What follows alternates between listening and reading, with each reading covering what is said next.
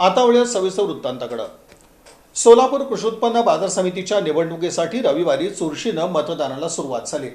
एकूण 18 जागांसाठी 70 उमेदवार हे निवडणूक रिंगणात आहेत, तर सोमवारी मतमोजणी होईल।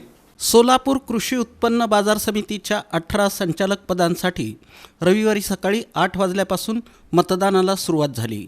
श्री सिद्धेश्वर विकास पॅनल आणि श्री सिद्धेश्वर परिवर्तन पॅनलमध्ये थेट लढत होत असून 18 जागांसाठी 70 उमेदवार निवडणूक रिंगणात उतरले आहेत।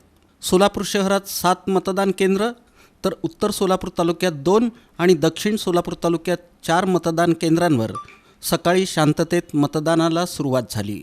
यावेळी चुरशीनं मतदानाला प्रारंभ झाला।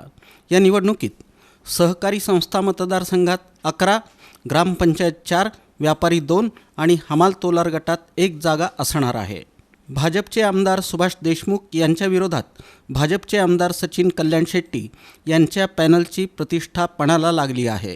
सोलापूर कृषी उत्पन्न बाजार समितीच्या निवडणुकीत भाजप आणि काँग्रेसनं युती केल्यामुळं निवडणुकीकडं राज्याचं लक्ष लागून राहिलं असून सोमवारी सकाळी होडगी रोड परिसरातील काडादी मंगल कार्यालयात मतमोजणी होणार आहे। एकाच टप्प्यात त्याचा निकाल लावण्यासाठी एकूण 20 टेबल्स लावण्यात येतील। यासाठी 140 कर्मचारी नियुक्त करण्यात आले असून दुपारी 12 वाजेपर्यंत निकाल हाती येणार आहे।